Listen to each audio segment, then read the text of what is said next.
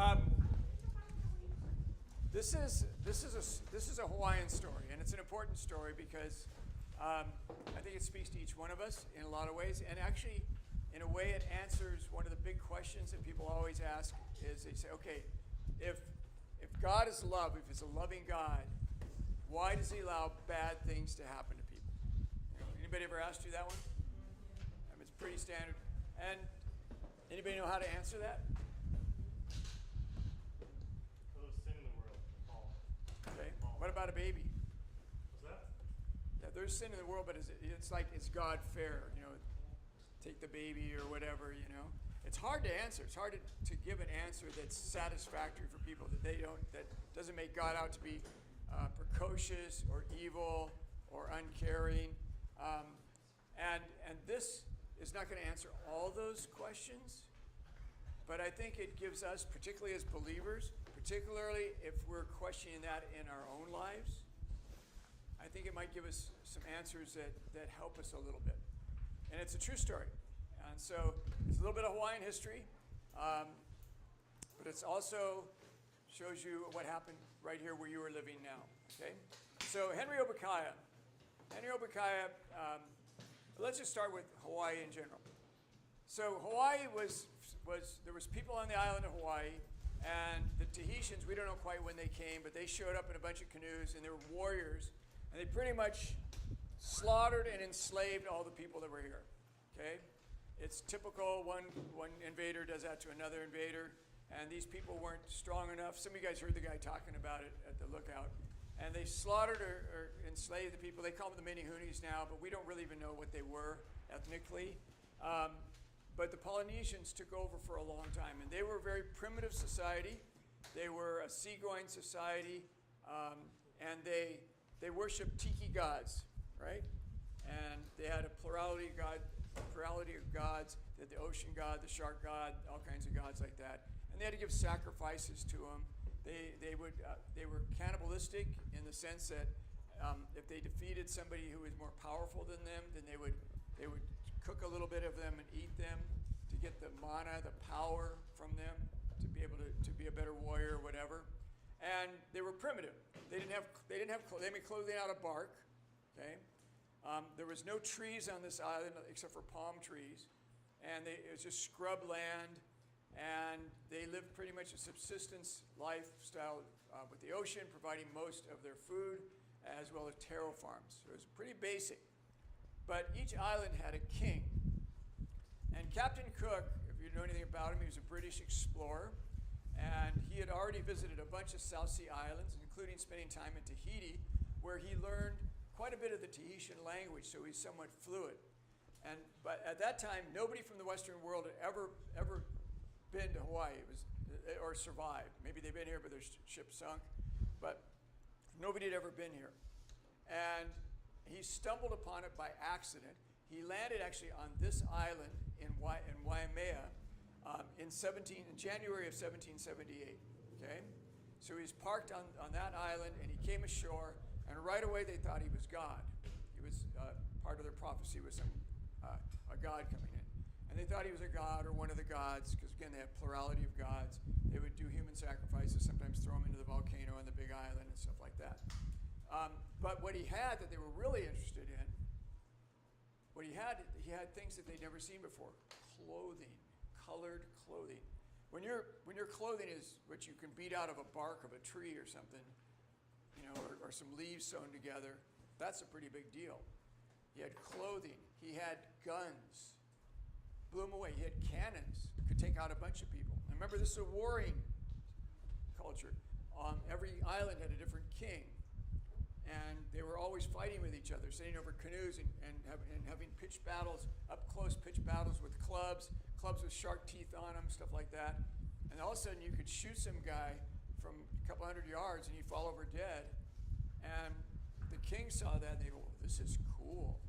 If I get my hands on that, we're in business, man. I can conquer. I can start to conquer. So a king named King Kamehameha buddied up to him and became the major liaison that he had. And he sailed off, provided him with a little bit of stuff, but said, don't worry, I'll be back. He went up to look for the Northwest Passage because they thought there was a way maybe they could get to England from this side, from the western side. He didn't find it, so he came back down, landed on the Big Island. On the Big Island, they'd already heard about him. And so everybody's paddling out with canoes and stuff like that. And they were scrambling, trying to get onto the boat. And these guys were stealing stuff. I mean, they get up on the boat, they grab something off, they jump in their canoe and go. And Cook didn't put up with that because he was used to dealing with Polynesians. And he wouldn't put up with any of that. And so he went ashore with a bunch of his guys and demanded that they give the stuff back and that they punish the guys who stole it. And the particular king or ruler of that section of the island wasn't around at the time. And it turned into this big fight. He was way out, he and his men were way outnumbered. Even though they had guns, they fired off some guns, killed some guys. And as they're running back to the beach, a guy managed to catch up with Captain Cook, clubbed him over the head while everybody else ran away, beat him to death, and then took his body, cooked part of it, and ate him. Okay? Now, that went back. Now, these British warships, the explorer ships, they had soldiers on them. They were fully armed. So the next day, everybody shows up in mass with guns. By that time, the king had heard about it, and he's going, oh, man, these guys screwed everything up, man. How are we going to get toys from these guys? How am I going to, we got to reestablish friendship. Who stole the stuff? So they found out the guys who stole the stuff. They took them and executed them in front of Captain Cook's men.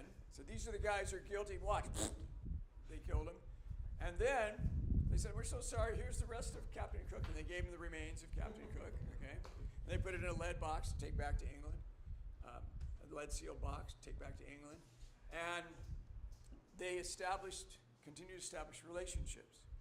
Okay. So he introduced guns and steel and it allowed the technological age of the time, and again, this is 1778, to come to basically a Stone Age country. Okay? And the minute he left, war broke out all over the islands. A guy named King Kamehameha, who was the guy who buddied up to Cook and some of the other British guys that came after him, kind of ran things over. And these armies would land on the different islands, and one of them landed on the Big Island. And so for the next 42 years, explorers, whalers, traders stopped off in the islands, and they stopped primarily for recreation and refitting their boats. By the way, if you see those big pine trees, there's some big giant pine trees everywhere you go. Those are called noble pines. They were not here. All explorers who came after them brought a little bitty noble pine in a little clay jar. They would go to the king and go, okay, listen, if you plant this and it's growing, the next sailing ship that comes in, if you take the captain there and show it to him, you'll get a present. Really? Yeah, you'll get a present. And it wouldn't matter which nation they came from. They'd say, hey, I heard I could get a present for this. They'd take him and show him that noble, and if that thing was growing, they'd give him a present. Why do you think they did that? I'll give you some hints. It's a sailing ship. For mass. Exactly. Because there was if your mast broke, you're screwed. You're not going back home. You're just floating dead in the water. And if they could grow these big, tall, thick pines on all the islands, which grew well in the tropics, that was their insurance policy to get home for no matter what nation they were with. So everybody's happy to contribute to that. And if you look over this island, you'll see them everywhere. Okay, the noble pines are everywhere, and those are brought by the explorers, and they've spread all over the islands for a really, really good reason. These guys weren't dumb, and so. During that period of time, this became the Las Vegas, pretty much, of the oceans. The whalers, the guys going after sealskins and furs and stuff in the northern Pacific, they'd swing over and stop in Hawaii, and it was party, party, party, party, party. Okay? And prostitution, because it was a caste system, the community was ruled as a caste system, the kings barely even walked. People would just pick them up and carry them places. They're big fat, big fat, overweight guys.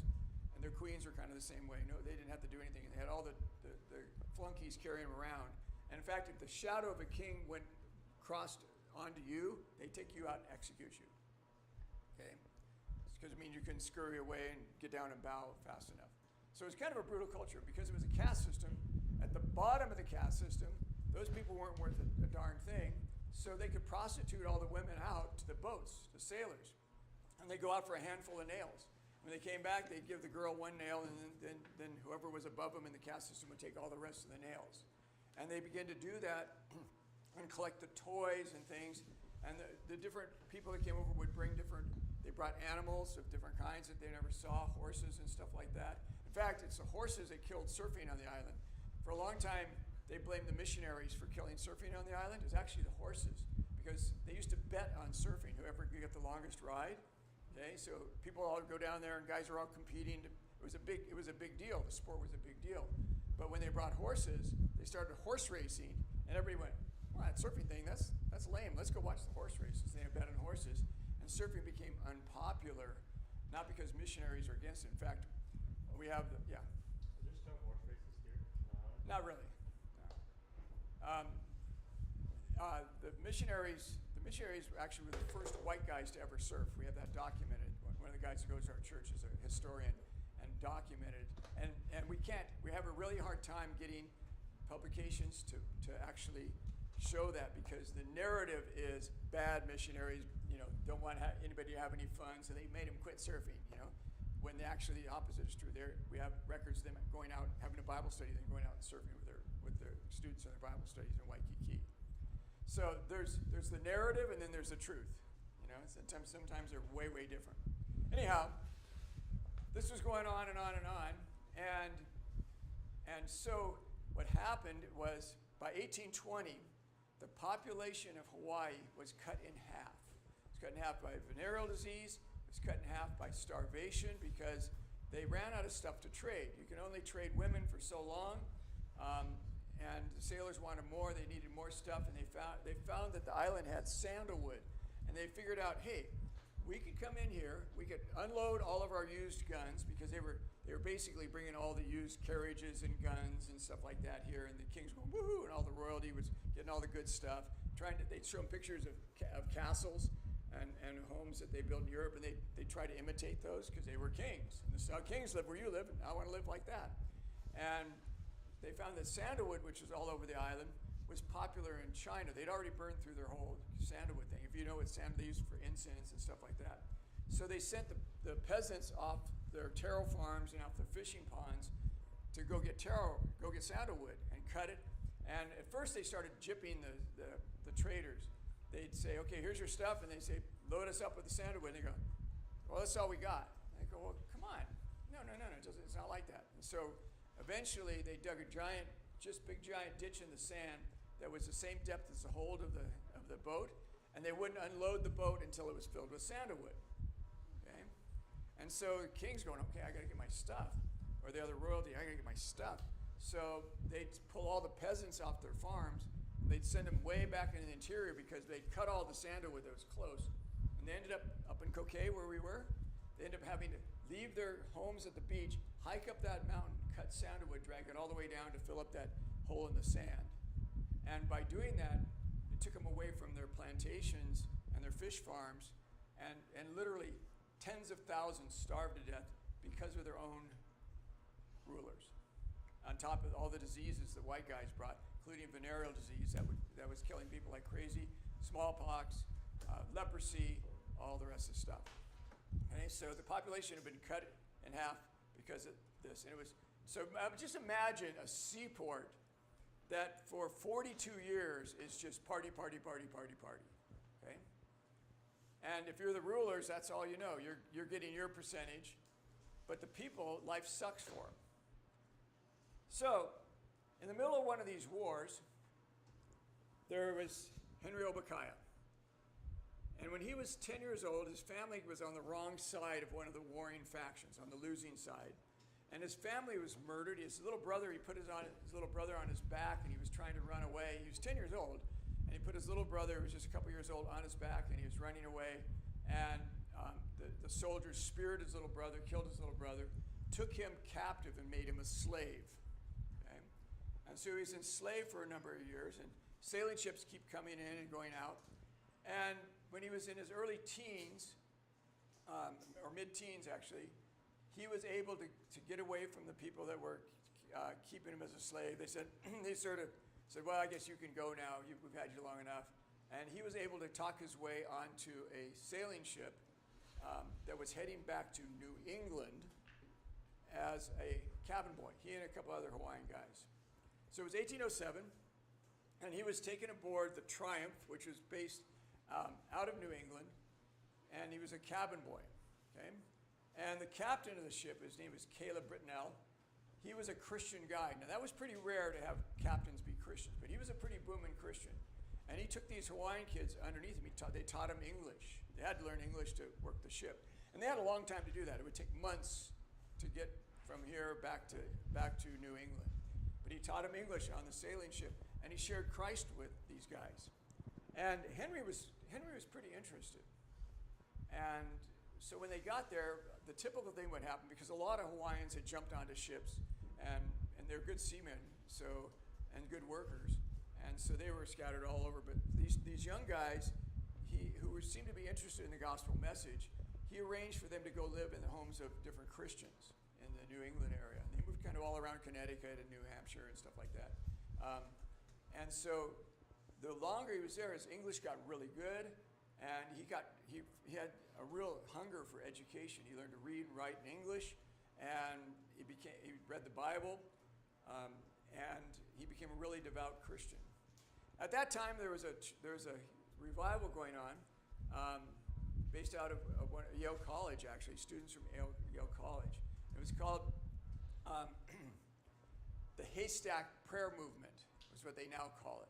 And the way it got it, you can see this picture here, there's a bunch of college-age students who gathered under a haystack during the rain, and they were praying together, and God laid it on their hearts that the gospel was all over the place in New England, but there were places in the world, in Africa and India and these South Pacific islands that had never heard the gospel. And so they started praying that God would raise up people to go to those places. It was really the first missionary movement. Until that time, the vast majority of Christianity was just kept within the culture that you were in. And the missions, like we think about them, they didn't really exist. Okay? But these guys were all about it. And so they got a hold of Henry Opukahaia, and he was super interested. He started telling about Hawaii. And so they said, okay, we're gonna get a crew. And these are people your age, okay? These are people your age. We're gonna get a crew, and we're gonna go, and we're gonna evangelize Hawaii, because he's telling about the gods and all that kind of stuff. And so he was befriended by these guys, and he got really pumped to go. And he not only became a believer, but he started to help get the Hawaiian language, which was not written, put in phonetically so that it could be, they actually could make type for it, and they were getting set to translate. They're starting to translate chunks of the Bible into Hawaiian that could be read. Now, the Hawaiian culture was illiterate, okay?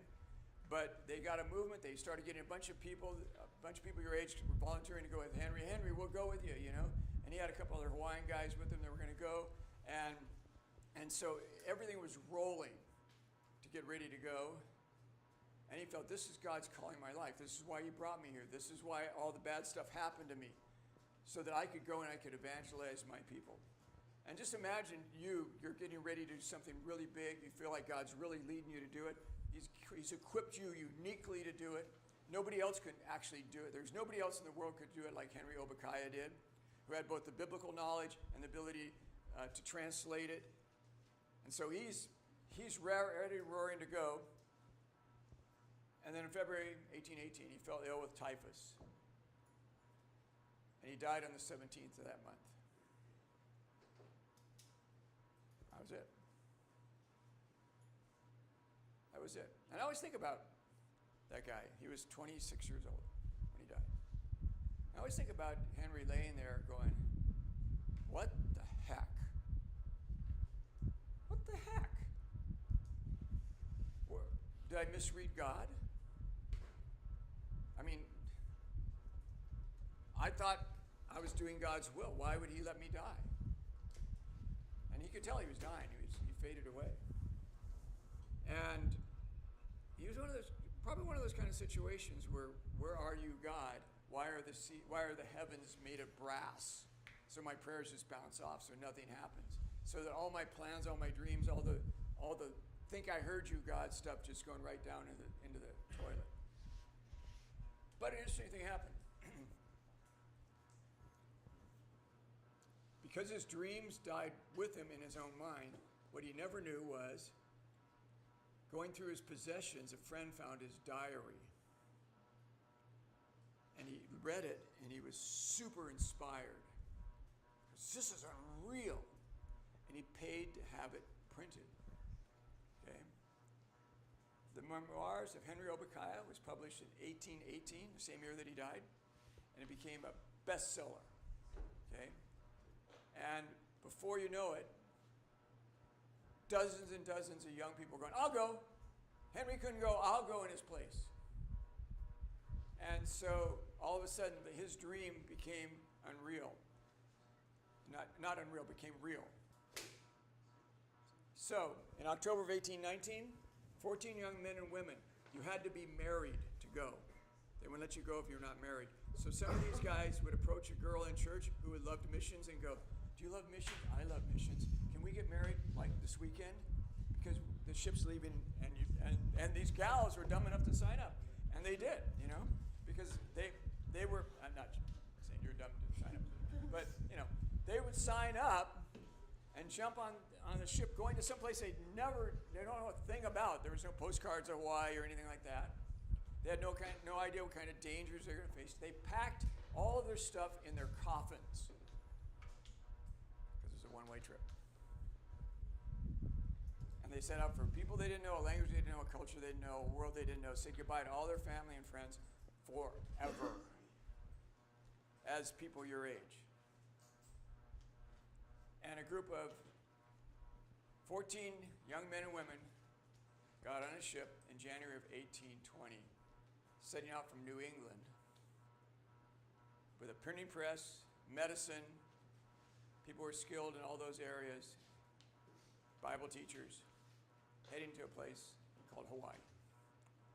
Well, what they didn't know, as they're saying on the ship, that after that 48 years of having all these white guys and Chinese guys and Japanese guys landing on the island, Russians, all these different guys, and every one of them is violating all the Piccan taboos that the gods are supposed to kill you. You do that, man, the gods will kill you. And they go, nah, and they do it. And the gods would do nothing. And the kings and queens went, our gods suck, you know? Our gods don't work. Look at all these we've been taught that these things, you'll get killed if you do these, and these guys do them all the time and nothing happens to them. Our gods are impotent, they're powerless, they're worthless. And so one of the queens said, okay, that's it. Destroy all the temples. Destroy all the tikis. And as the ship carrying those 14 missionary kids is coming around the tip of South Africa, Hawaii became a land without a religion.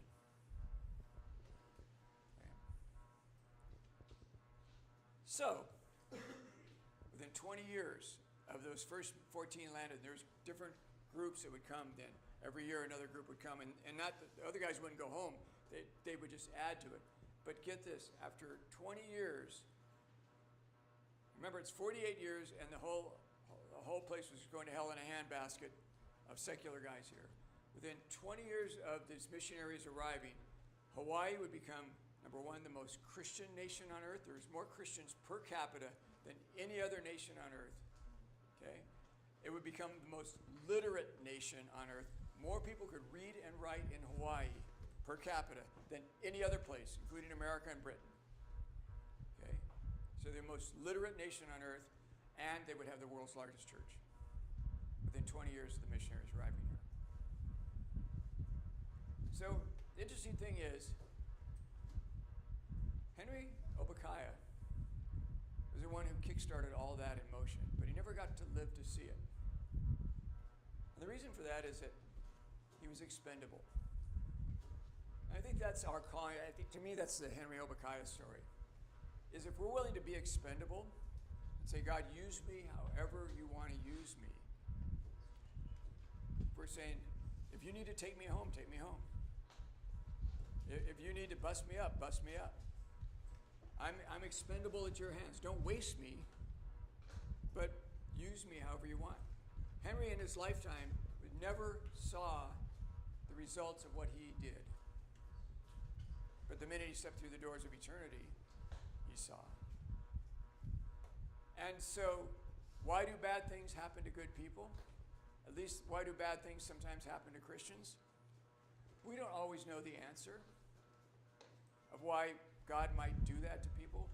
But if you look at the life of Henry, you can go, if Henry got to vote, keep me alive and send me, or use me to inspire hundreds of other young people to go to my homeland and see that nation become what it became for the gospel, which do you think he would have chosen?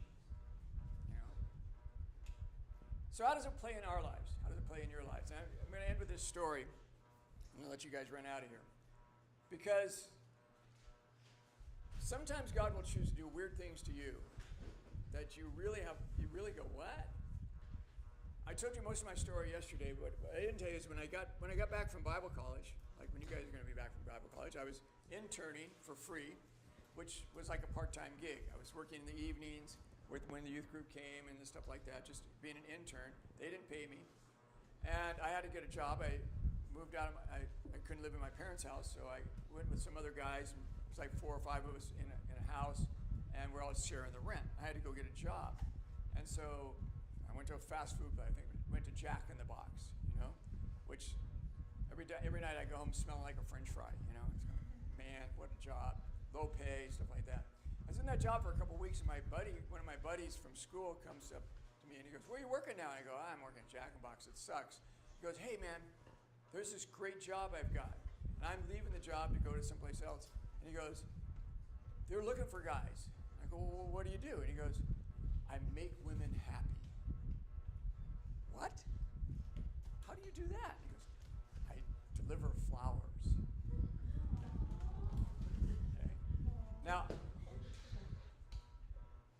I had never ever been in a flower shop.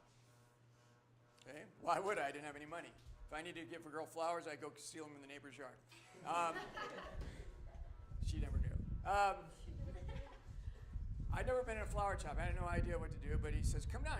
Come down. You can come down and check it out. So I go down to met there's 2 owners. I met one of the owners, and nice enough guy, and they're showing me what to do, and he goes, yeah, we need you got a driver's license, da-da-da, yeah, sure, insurance, yeah, sure.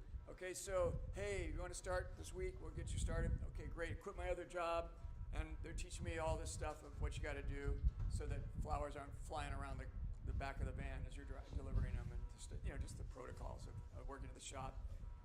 And so I get this job, and the first day of work, I go in, and I load up the stuff, go on a run, come back, and he's right. You pretty much make girls happy. Show up at the door. These are for you. Not for me, but they're for you. Oh, they go. Then you go to the mortuary and nobody's happy. So you just put them there. But I come back, and the other owner had come in. I hadn't met him the day that they hired me. He comes in, and he goes, is this our new driver? I went, what is this? If you had to define the stereotypical gay guy, he was that in spades, man. And I went, now look, you have to understand, this is 1969. Okay, 1969. Most gay people were not really out there, there's no rainbow flags, nothing like that. And I'm from the surf culture, which it tends to be fairly masculine in its thing. And there's no gay surfers ever going to show up there. They'll never catch a wave. And so I'd heard of gay people, but they were kind of like aliens. I'd heard of them, but I never really met one, right? And I call my friend and go, there's something wrong with that guy. He goes, oh no, he's well, he used a different word, but he's gay, I go, well, you didn't tell me. You go, oh, yeah, I forgot, And he goes, that's all right, just it'll be all right. Great. So now I got to work, right? I got this new job, and I'm working for 2 guys. Turns out the other guy was his partner. They had wedding rings, okay? And then they brought in other guys. They call them designers, other guys that help with flowers. It's all guys in the shop. And I'm the only straight guy in the whole shop, you know? And it got weird, really weird. They put me in charge of opening the mail, okay, to get the bills and stuff. So tear open this envelope, dump out, all of a sudden all this gay pornography, you know? And I'd be back working on the plants, and I get this, the girls, maybe you've never had this experience, but I would think a lot of girls might have, but I had this experience. I'm bending down watering.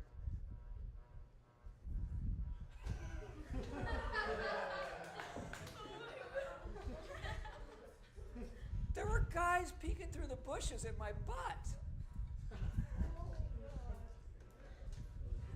Now I'm going, what the heck, you know? This is not my happy place. Get me on the road again, you know? And then I'd go from that job and I'd go back to church. I'd go back to church, jump into youth ministry, and there's no way I can explain what's going on, you know? I'm just going, I'm in some weird twilight zone. Okay, God, funny joke, get me out of here, you know? I get some church to hire me. I'm ready to go. Really? So I'm working for these guys, and it rolls to 6 months, it rolls to 8 months, it rolls to a year. I'm still working for these guys. An interesting thing happened. Actually, there are a lot of really gross things that happened, stuff they would talk about. They made fun of me all the time as their little Christian boy, you know, all that kind of stuff. But actually, got to like them as people in spite of their proclivities, right? I liked them as people in spite of their proclivities. I wasn't into their trip at all, but I learned that you can separate the sin from the sinner, right? And I still wanted out. Now it goes on for about a year and a half, and I'm going, okay. And I would have worked free for any church at that time. Come on, I've done my internship. Somebody be interested in me. Nobody, you know. And I'm going, God, where are you? Is this? Why are you doing this to me? You know, I could be much more useful to you someplace else. These guys don't want to listen to a thing I have to say. They're not interested in. They make fun of me, make fun of my faith, even make fun of my heterosexuality because I'm the minority there. And God was absolutely silent. Then one day, I was asked to come in to work early by one of the guys. So I go in there and I'm sweeping up. You got to sweep up little petals and stuff like that. I'm sweeping up stuff around the shop. And he's leaning on the counter like this. And he's talking to me about stuff. And all of a sudden he starts talking to me about, asking me questions and things that have some spiritual stuff in them, you know? And I'm thinking, that's kind of odd. He's by himself. There's nobody else in the shop. It's kind of odd, kind of weird. We're talking spiritual stuff back and forth a little bit. And then his lover came in and everything stopped and I went back to business as usual. And then at the end of the day he goes, can you come back in tomorrow early? I go, yeah, okay. So I came back and now there's nothing to do. And now the questions are really, really, really spiritual questions. Like, how do you receive Jesus? And stuff like that, you know?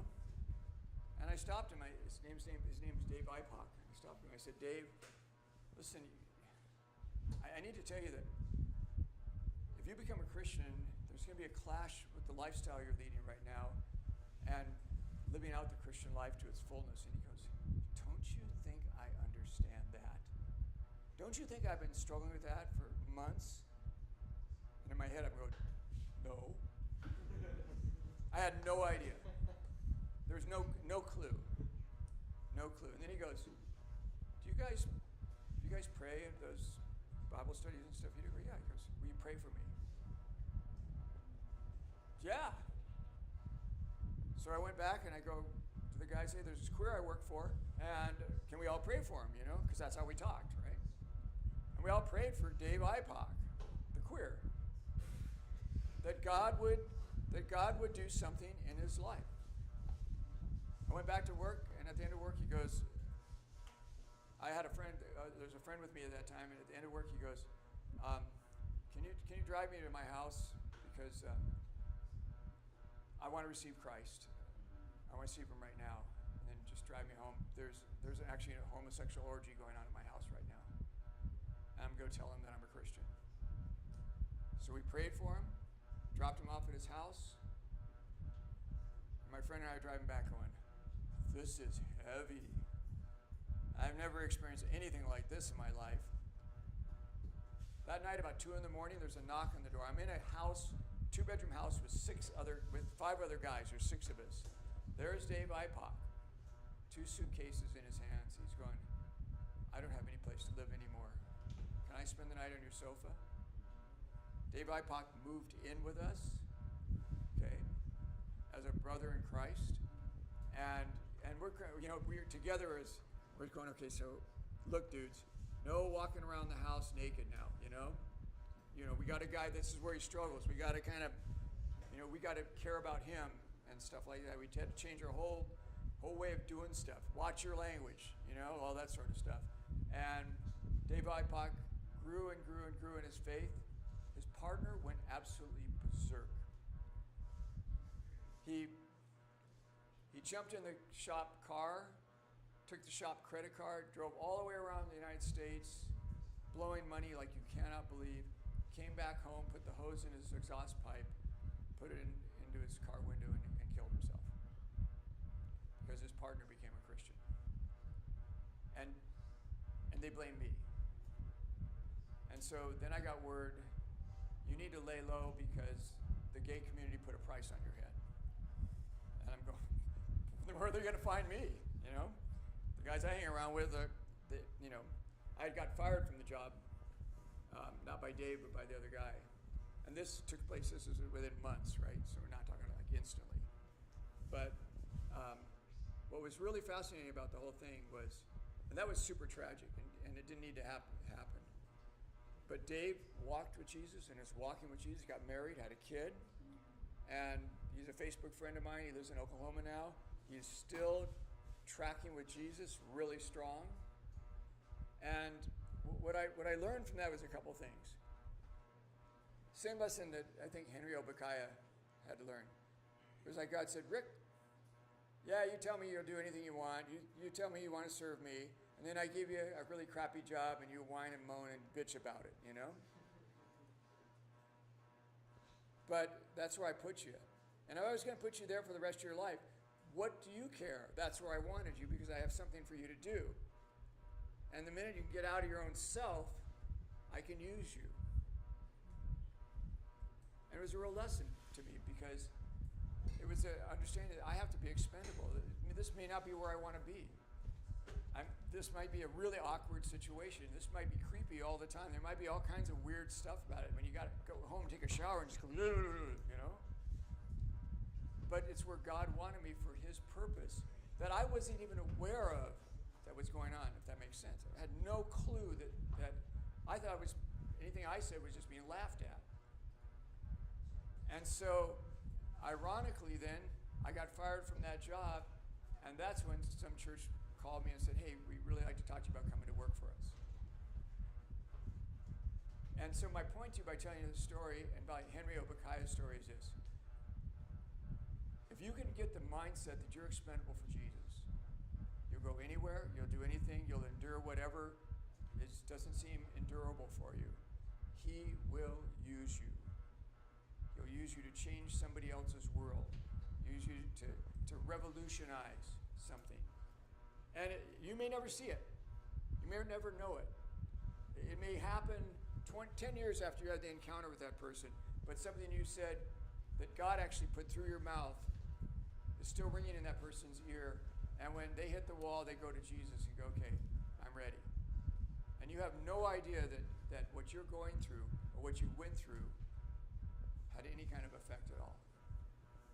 So my hope for you guys as you leave Anchor House in the end of this year is that it'll be a room full of expendable people going, whatever you want, wherever you want, however you want. I won't argue with you. I'll do what you need me to do. And I won't necessarily like it, but I'll hang in there and see what you do through me. Any questions? Let's pray, okay?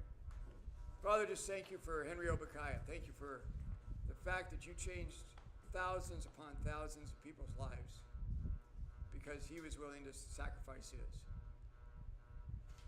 We just thank you that he's smiling about that right now. That he knew he was more useful to you being dead than he was being alive.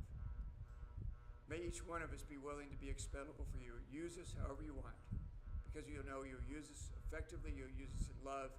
You won't waste a single one of us. In Jesus' name, amen. Thanks, guys. Yeah, you have a question?